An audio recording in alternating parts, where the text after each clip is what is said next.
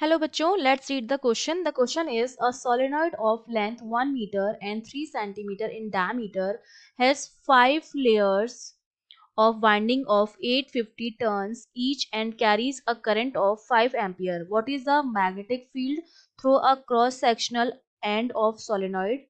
Also calculate the magnetic flux through the cross section of the solenoid at its center. तो एक तो मुझे क्या निकालना है, मैग्नेटिक फ्लक्स निकालना है इसके सेंटर पर, और एक मुझे निकालना है magnetic field at the end of the solenoid.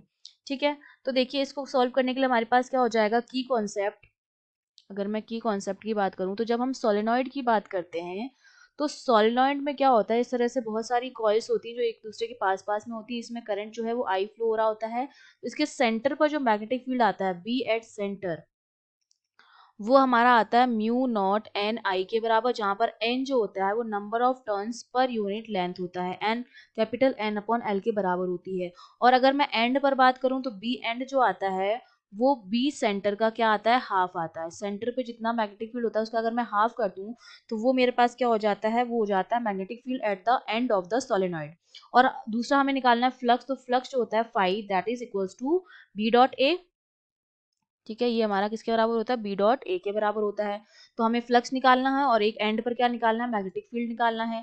तो देखिए इसको जो हम सॉल्व करेंगे तो सबसे पहले तो मेरे पास आ जाएगा बी एट एंड, वो मेरे पास कितना आ जाएगा, मुझे सेंटर पर भी निकालना पड़ेगा क्योंकि फाइव मुझे सेंटर पर निकालना है। ठीक है, तो सबसे पहले मैं सेंटर पर ही कैलकुलेट कर लेती हूँ मैग्नेटिक फील्ड। तो देखिए सेंटर पर जो मेरा मैग्नेटिक फील्ड आएगा वो हमारा किसके बराबर आ जाएगा, बी एट सेंटर। इसके लिए सी लिख देती हूँ मैं, म्यू नॉट, इसकी वैल्यू कितनी हो जाएगी, 4 पाई इंटू 10⁻⁻7।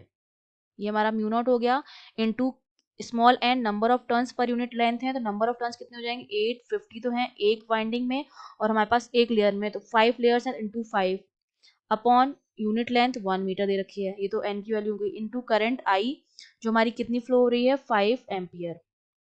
ठीक है, तो इसको जब हम सॉल्व करेंगे तो ये वैल्यू जो मेरे पास आ जाती है बी एट सेंटर की, वो आ जाती है 2.671 इंटू 10⁻⁻2 टेस्ला। ठीक है, ये मेरे पास सेंटर पर आ गया है।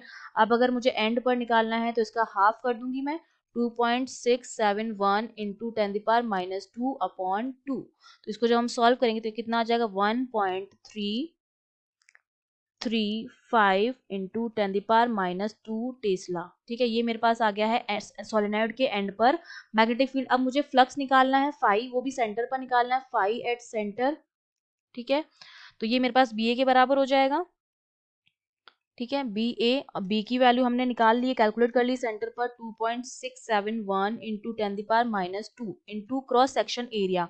अब देखिए क्रॉस सेक्शन एरिया जो आएगा ए, वो हमारा होता है पाई आर स्क्वायर के बराबर। ठीक है, तो ए मेरे पास कितना हो जाएगा, पाई की वैल्यू 22/7 इंटू रेडियस। अब हमें डायमीटर दे रखा है 3 सेंटीमीटर, रेडियस जो होती है वो क्या होती है, हाफ ऑफ द डायमीटर होती है, आर इक्वल्स टू डी/2, दैट मीन्स ये हो जाएगा 3/2। और ये सेंटीमीटर में है तो इसको हम कन्वर्ट करेंगे मीटर में, 10⁻⁻2, और इसका हम कर देंगे स्क्वायर। तो जब एरिया हमारा कितना आ गया, इतना मीटर स्क्वायर आ गया है, तो इसकी वैल्यू हम यहाँ पर पुट कर देंगे एरिया की, इंटू 22/7, 3/2 इंटू 10⁻⁻2 का स्क्वायर। तो यहाँ से मेरे पास जो फ्लक्स आ जाएगा उसकी वैल्यू आ जाएगी 1.89 इंटू 10⁻⁵ बेबर के बराबर। तो ये मेरे पास फ्लक्स आ गया है एट सेंटर, जिसकी वैल्यू आई है 1.89 into 10⁻⁵ Weber. I hope you understood well, all the best.